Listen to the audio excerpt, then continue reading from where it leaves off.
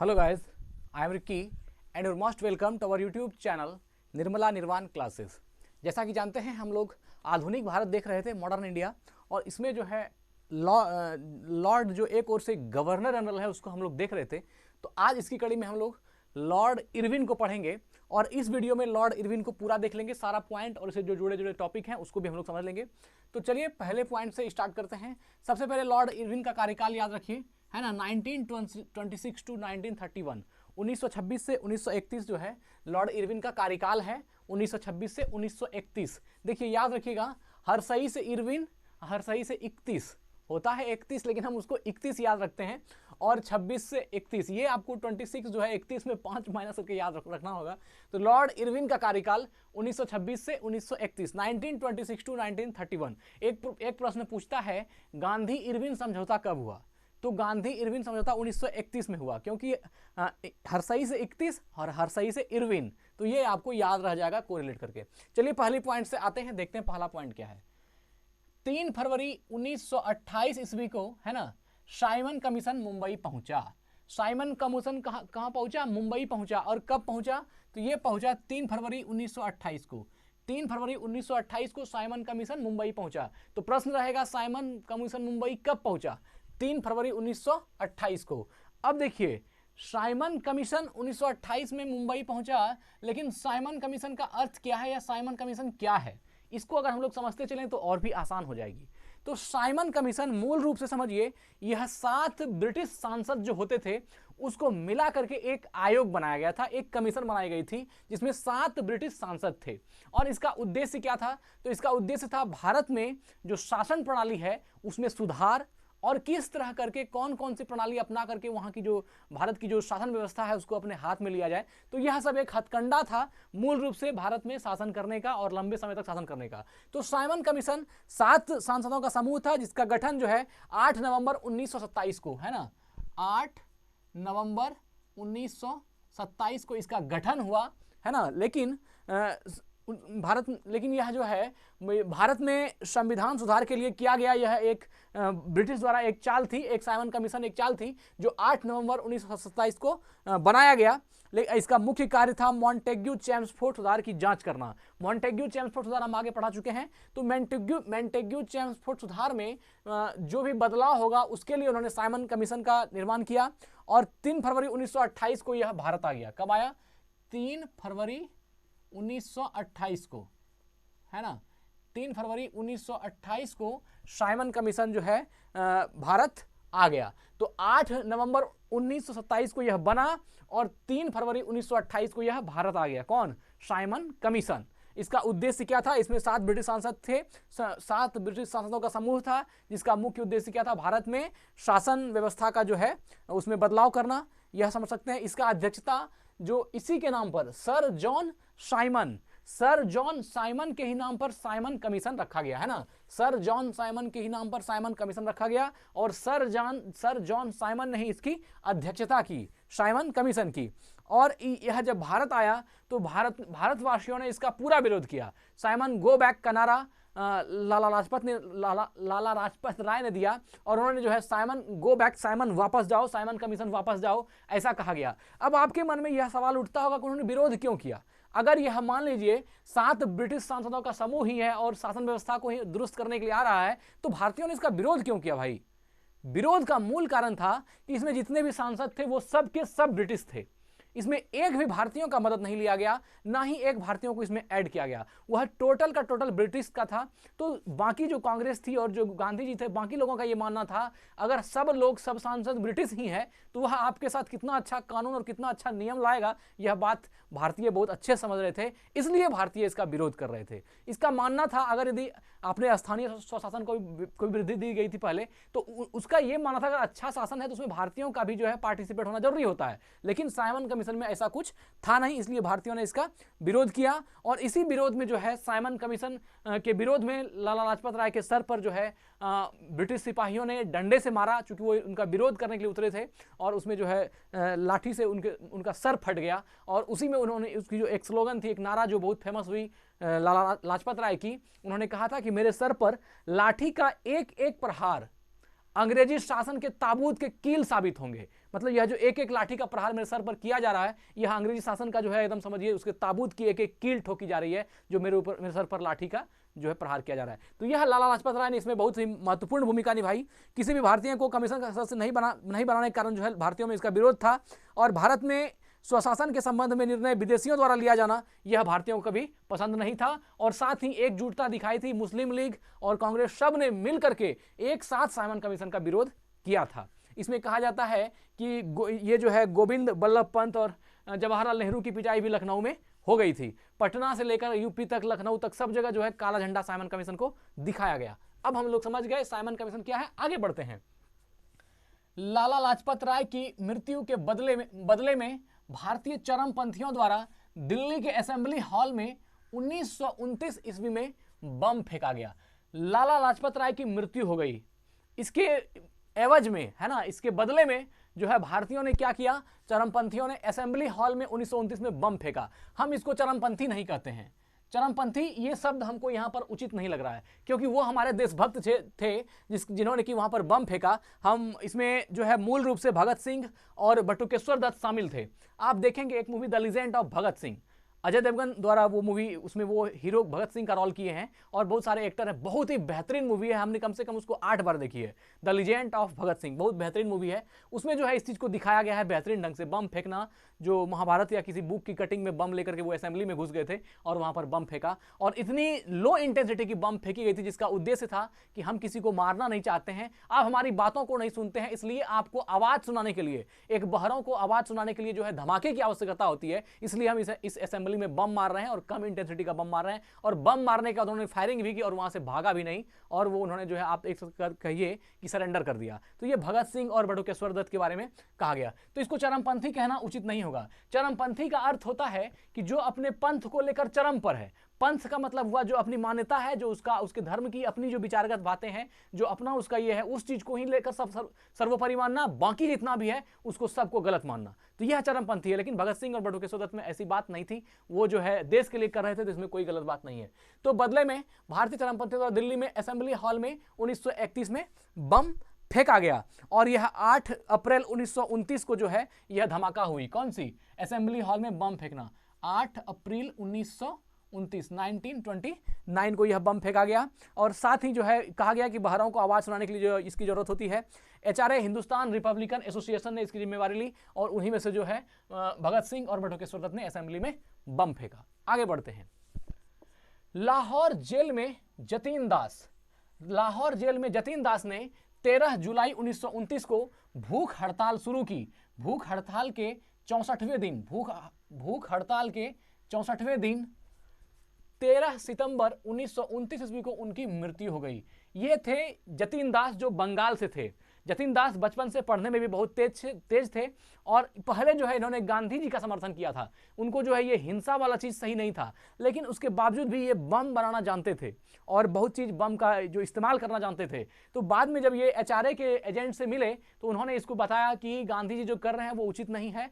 जो है हिंसा वह है जब हम किसी को ज़बरदस्ती कष्ट देते हैं, लेकिन अगर हम अपने आत्मरक्षा के लिए आत्मरक्षा के लिए अगर कोई भी कदम उठाते हैं तो वह जो है हिंसा नहीं है, वह अपना आत्म बचाव है, और वह तो हम करेंगे ही। इसमें कोई भी अधार्मिकता नहीं है, यह भी एक धर्म है।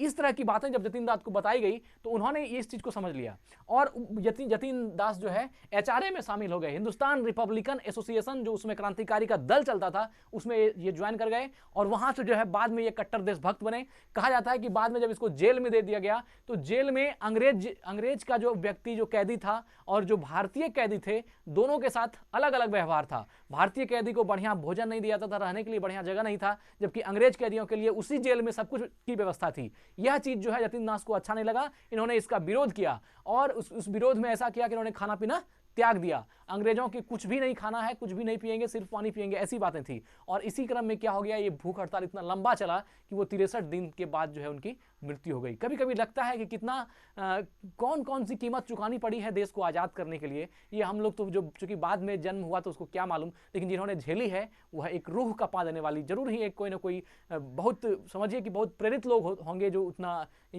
ऐसे बलिदान कर सकते हैं। आप समझते हैं 64 दिन तक बिना खाए पिए लोग कैसे रह सकता है। तो लाहौर जेल में जतीन दास ने 13 जुलाई 1929 को भूख हड़ताल शुरू की। वह भूख हड़ताल के 64वें दिन 13 सितंबर 1929 ईस्वी को उनकी मृत्यु हो गई। किनकी? जतीन दास की मृत्यु हो गई। और जतीन दास के बारे में, इनका जन्म जो है 27 अक्टूबर 1904 को, 27 अक्टूबर 1904 को इनका जन्म हुआ था। और यह जो शहीद हो गए, इनकी जो डेथ हुई वह हुआ 13 सितंबर 1929 को, 13 सितंबर 1929 को। आप देखिए 1904 और 1929 महज जो है आप 25 साल की उम्र में, है ना, 1904 से 1929 ये 25 साल की उम्र में जो है 64 दिन के भूख हड़ताल के साथ क्या हो गया, ये इनकी देहांत हो गई या ये शहीद हो गए देश के लिए। चलिए आगे बढ़ते हैं। और यह बंगाल से थे, यह बात तो आपको मालूम ही होगी। लाहौर सेंट्रल जेल में जो है इनका निधन हो गया। किसका? तो ये जतीन दास का। आगे बढ़ते हैं। भूख हड़ताल का कारण भारतीय एवं अंग्रेजी कैदियों के बीच व्यवहार में किया जाने वाला भेदभाव था। यह जो व्यवहार में भेदभाव किया गया था भारतीय कैदियों और अंग्रेजी कैदियों के बीच, इसी के लिए जो है इन्होंने भूख हड़ताल किया था कि भारतीय कैदी और जो है अंग्रेजी कैदी दोनों के साथ, जो है जो ब्रिटिश कैदी है, दोनों के साथ समान व्यवहार होना चाहिए। इसी के लिए उन्होंने भूख हड़ताल किया था। आगे बढ़ते हैं। 1929 ईस्वी में कांग्रेस के लाहौर अधिवेशन में पूर्ण स्वराज का लक्ष्य निर्धारित किया गया और 26 जनवरी 1930 को स्वतंत्रता दिवस मनाने की घोषणा की गई। देखिए यह जो 1929 में कांग्रेस के लाहौर अधिवेशन है, कांग्रेस के लाहौर अधिवेशन 1929 का अध्यक्षता किसने की थी? जवाहरलाल नेहरू ने की थी, है ना। तो 1929 में कांग्रेस के लाहौर अधिवेशन में पूर्ण स्वराज का लक्ष्य रखा गया। क्या रखा गया?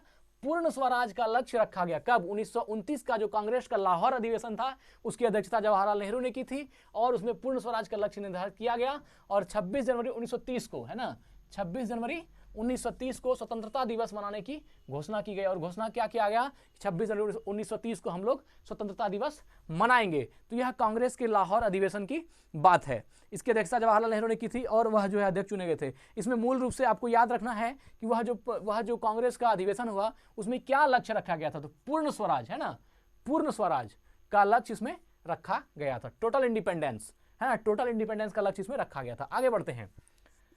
सविनय अवज्ञा आंदोलन के दौरान महात्मा गांधी को 5 मई 1930 ईस्वी को गिरफ्तार कर लिया गया। गांधी जी को गिरफ्तार कब किया गया? 5 मई 1930 को। और किस लिए? तो यह सविनय अवज्ञा आंदोलन के दौरान, ठीक है ना। अब देखिए यहां पर एक बात है कि सविनय अवज्ञा आंदोलन क्या है, यह भी आप समझ लीजिए। सविनय अवज्ञा आंदोलन क्या है? मुख्य रूप से नमक कानून को गांधी जी ने तोड़ा। अब नमक कानून तोड़ने का अर्थ क्या है? ब्रिटिश ने भारतीयों पर नमक अगर बनाया जाए, समुद्र जो तट था वहां पर से नमक बनाने से मना किया गया था और साथ ही वहां पर टैक्स लेता था। तो इसलिए नमक जो है आप अपने से नहीं कर सकते, वो ब्रिटिश के अधिकार में ले लिया गया था। तो उस चीज को गांधी जी ने तोड़ा। उन्होंने कहा नहीं, ये सबके लिए और हम इसका जो बनाएंगे, और उन्होंने जो है इसका नमक कानून तोड़ा, ऐसा आप समझ सकते हैं। नमक के कर के खिलाफ एक विशाल सविनय अवज्ञा आंदोलन निकाला और उन्होंने अपने 78 आदमियों के साथ, है ना, सविनय अवज्ञा जब नमक तोड़ने गया तो उनके साथ 78 और उनके सदस्य थे, है ना, महात्मा गांधी के, जो साबरमती आश्रम से गुजरात के तटीय क्षेत्र दांडी तक लोगों का एक बड़ा समूह जो है उनके साथ गया। साबरमती से गुजरात के तटीय तट दांडी तक 78 लोगों के साथ जो है गया और नमक को क्या किया? नमक कानून को तोड़ा। उन्होंने अपने से नमक बनाया और जो है उसका ये किया। तो वहां से आपका उसी आंदोलन को क्या नाम दिया गया? सविनय अवज्ञा आंदोलन। अगर इसका आप अर्थ पर जाएंगे तो बड़ा अजीब लगता है कैसे ये सब नाम रखा गया है। विनय का अर्थ होता है विनयी होना, उदार होना, जो समझ सकते हैं। या विनय का अर्थ हुआ आप किसी से विनती वगैरह कर रहे हैं या उससे नर्म व्यवहार। तो अवज्ञा का अर्थ है अवहेलना, तिरस्कार, परिभव, या कह सकते हैं कि अवहेलना करना या किसी की बात को नहीं मानना या किसी को तिरस्कृत करना, ये सब क्या है? अवज्ञा। तो अवज्ञा भी करेंगे, मतलब आपकी जो है अवहेलना भी करेंगे, तिरस्कार भी करेंगे, आपका परिभव भी करेंगे, लेकिन स्वविनय अर्थात विनय के साथ। तो ये हो गया सविनय अवज्ञा आंदोलन। मतलब कि हम आपका बात भी नहीं मानेंगे, हम आपसे जो है आपका एक सुनेंगे भी नहीं, और वो जो नहीं सुनेंगे वो स्वविनय के साथ, मतलब विनय के साथ ही कहेंगे कि हमसे नहीं होगा और हम नहीं करेंगे। यह जो है आपका सविनय अवज्ञा। अगर शाब्दिक अर्थ पर जाते हैं तो मूल रूप से नमक कानून तोड़ने के बाद जो है गांधी जी के 78 लोगों ने और सबने मिलकर के जो है नमक कानून बनाया और ये इस आंदोलन को बढ़ाया। इसको कहा गया सविनय अवज्ञा आंदोलन। तो इसी के दौरान जो है महात्मा गांधी को 5 मई 1930 ईस्वी को क्या किया? गिरफ्तार कर लिया गया और गिरफ्तार करके जेल में डाल दिया गया। ठीक है ना। चलिए आगे बढ़ते हैं। 25 जनवरी 1931 ईस्वी को वायसराय इरविन, है ना, वायसराय इरविन बिना कोई शर्त के उन्हें रिहा कर दिया। 25 जनवरी 1931 को। क्यों कर दिया? अब आपके मन में सवाल उठता होगा कि गांधी जी को, है ना, 5 जनवरी 1931 को वायसराय इरविन ने बिना किसी शर्त का, है ना, रिहा क्यों कर दिया?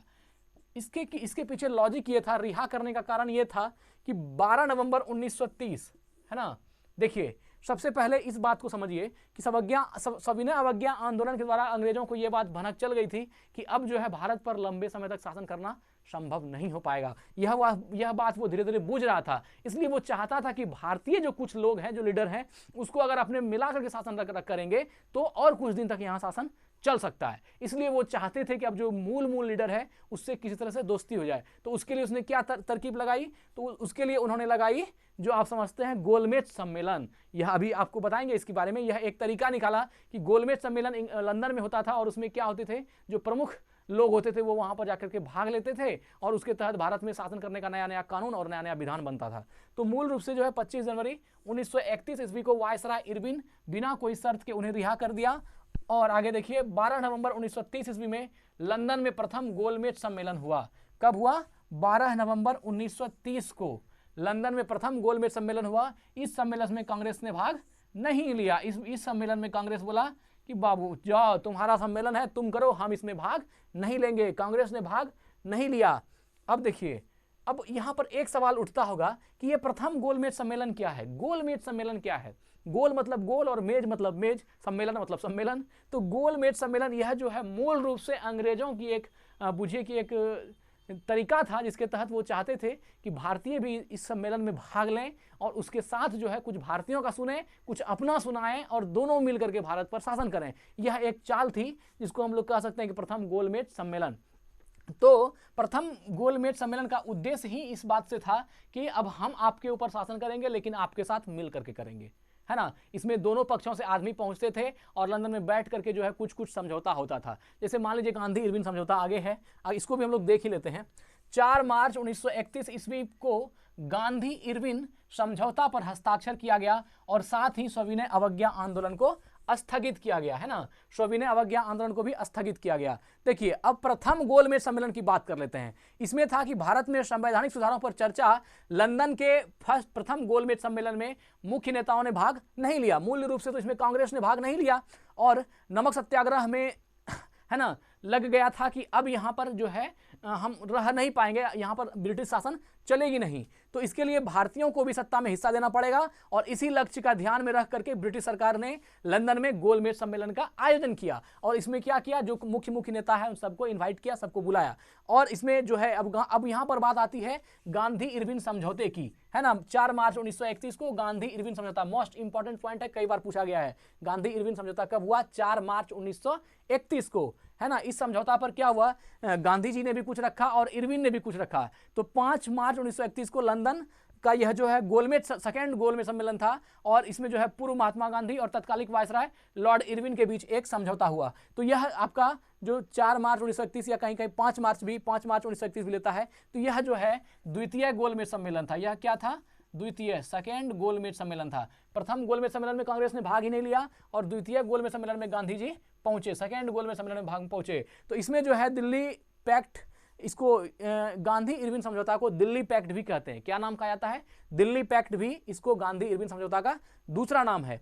इसमें जो गांधी जी ने इरविन से बात रखी थी वह था कि भारतीयों को समुद्र के किनारे नमक बनाने का अधिकार दिया जाएगा। जो भारतीय हैं वो समुद्र के किनारे नमक बना सकते हैं और उसमें कोई रोक टेकाप नहीं करेंगे। ये गांधी जी ने कहा इरविन से, ठीक है। और दूसरी बात क्या थी कि आंदोलन के दौरान त्याग पत्र देने वाले को उनके पद पुनः प्राप्त किए जाएंगे। मतलब जो लोग आंदोलन के समय आवेश में पद का त्याग कर दिया तो आंदोलन के बाद उसको वह पद मिलना चाहिए। ये 2 बात गांधी ने कहा। और तीसरी बात कहा कि आंदोलन के दौरान जो है जब्त संपत्ति को वापस की जाएगी। आंदोलन के दौरान आपने जिसका भी संपत्ति जब्त की है वह आंदोलन के बाद आपको वापस करना है। यह तीसरा प्रश्न था। और चौथा जो गांधी जी ने रखा वह था भारतीय शराब एवं विदेशी कपड़ों की दुकान के सामने भी धरना दे सकते हैं या उसके आगे भी आंदोलन कर सकते हैं। मतलब विदेशी कपड़े की दुकान के आगे आंदोलन करना और शराब के आगे आंदोलन करना ये अंग्रेजों द्वारा बैन होगा। तो उसको, इन चारों चीजों को गांधी जी ने रखा। और बाद में इरविन ने गांधी जी से क्या कहा इसके बदले में, समझौता दोनों तरफ से होती है। तो इरविन ने जो गांधी जी से कहा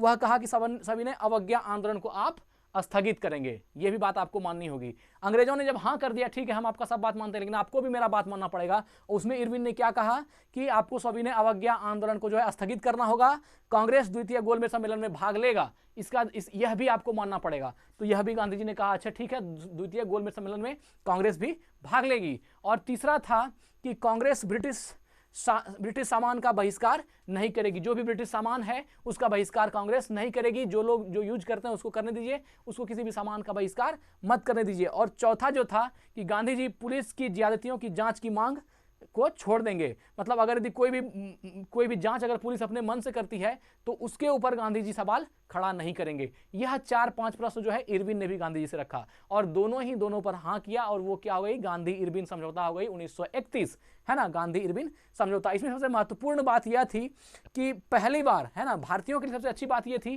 कि पहली बार ब्रिटिश ने यह माना कि भारतीय भी साथ में बैठेंगे और वह जो है शासन की जो बातें भारतीयों से भी किया जाएगी। इससे क्या होगी, भारतीयों को भी अपना लेवल पता चला कि अरे हम तो बहुत पीछे थे, हमारा लेवल तो ये सविनय अवज्ञा आंदोलन तो और पहले करना चाहिए था। तो ये जो है भारतीयों को भी एक स्तर मिला, एक लेवल मिला, एक इज्जत मिली, जो इंग्लैंड वालों के साथ बैठ करके गोलमेज सम्मेलन में अब भाग लेना शुरू कर दिया। और यहां से ये झांकी दिखना शुरू हो गई कि देश अब ज्यादा दिन तक गुलाम नहीं रहेगा। और ये बात अंग्रेज भी समझ चुके थे, इसलिए धीरे धीरे जो है उन्होंने पार्टिसिपेट करना शुरू किया और सोचा हो सकता है इस तरह भी लंबे समय तक चल सके। लेकिन 1931 और 1947 में बहुत का अंतर नहीं है, 31-10-41 मतलब 15-16 साल बाद जो है देश आज़ाद हो गया। तो आज जो है हम लोगों ने लॉर्ड इरविन को देखा। इसके बाद जो बारी है लॉर्ड वेलिंगटन की, अगला जो गवर्नर जनरल हम लोग देखेंगे वो होंगे हमारे लॉर्ड वेलिंगटन। तो ठीक है, यही वीडियो को एंड करते हैं। चैनल को जरूर सब्सक्राइब नहीं किए हैं तो कर लीजिएगा और वीडियो को लाइक जरूर कीजिएगा, क्योंकि बहुत मेहनत करके आपके सामने एक वीडियो लेकर के आते हैं। तो धन्यवाद, स्वस्थ रहें, अपना ख्याल रखें, जय हिंद।